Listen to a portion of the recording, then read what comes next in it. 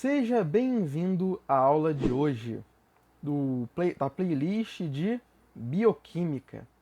E nessa aula nós vamos falar sobre os lipídios, que sem dúvidas é uma das aulas mais importantes de Bioquímica. Então, sem enrolar mais, vamos nessa.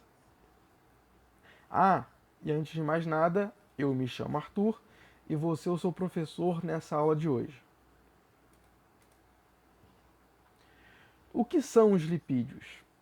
Os lipídios são moléculas orgânicas apolares hidrofóbicas, ou seja, insolúveis em água, e fundamentais para os seres vivos.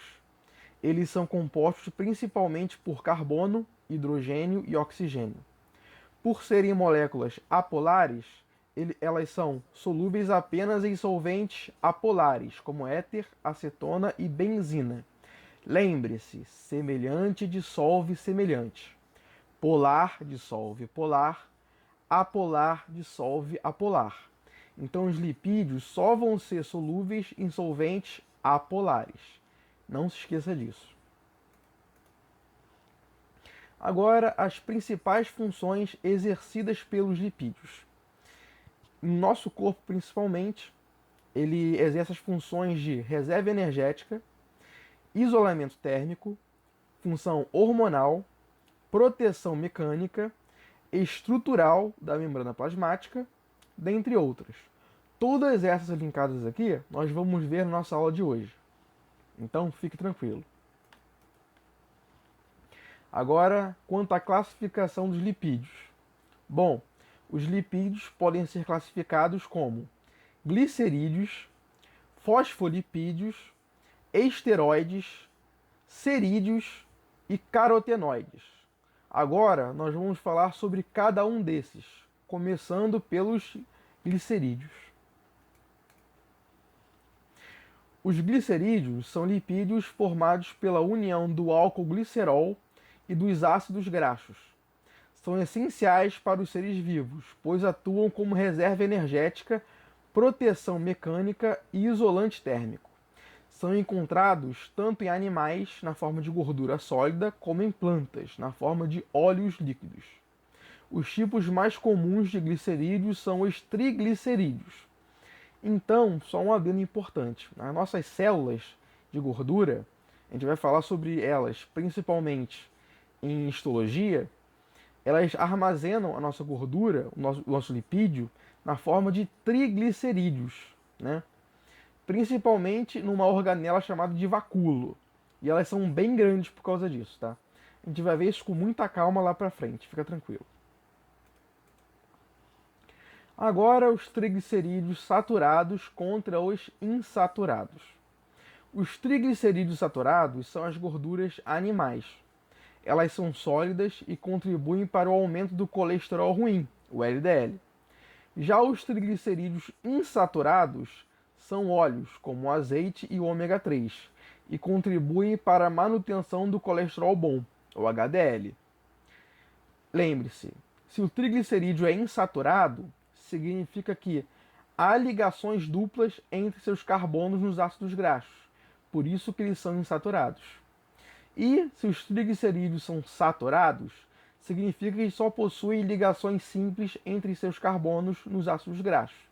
Isso é muito importante e você precisa gravar isso, tudo bem? E uma observação é que o ômega 3 e o ômega 6 são ácidos graxos essenciais para o nosso organismo. E uma forma tranquila de gravar, que é mais fácil, é que grande parte dos triglicerídeos saturados, eles são de origem animal.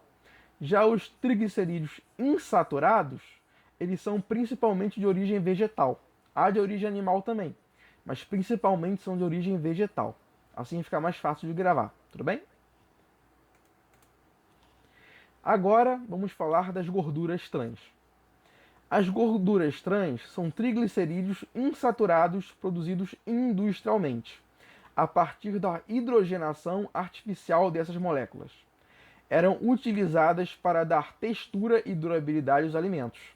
Porém, seu consumo foi proibido no Brasil em 2023, por ser considerada extremamente danosa à saúde, podendo causar arteriosclerose, AVC infarto e diabetes tipo 2.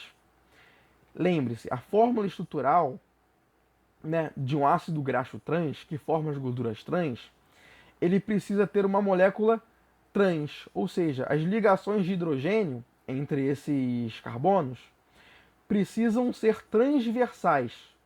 Lembre-se disso. Significa que a molécula trans, as ligações de hidrogênio precisam ser transversais, a partir da hidrogenação artificial que essas moléculas passaram.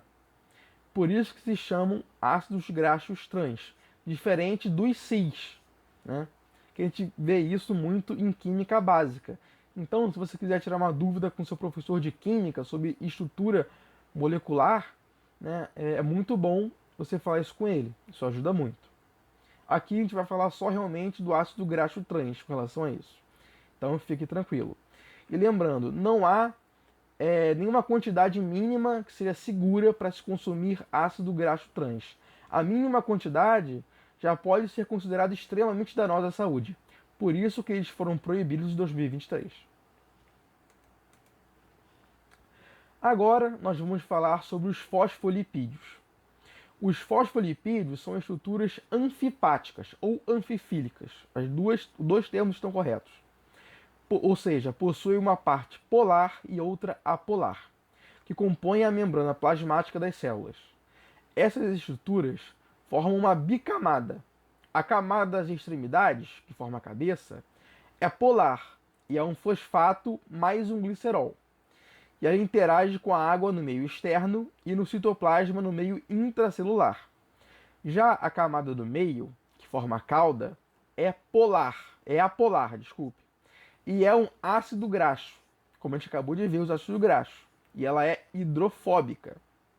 Então lembre-se, a cabeça é polar, interage com a água, e a cauda, que é um grande ácido graxo, é hidrofóbica, é apolar. Então ela fica no meio.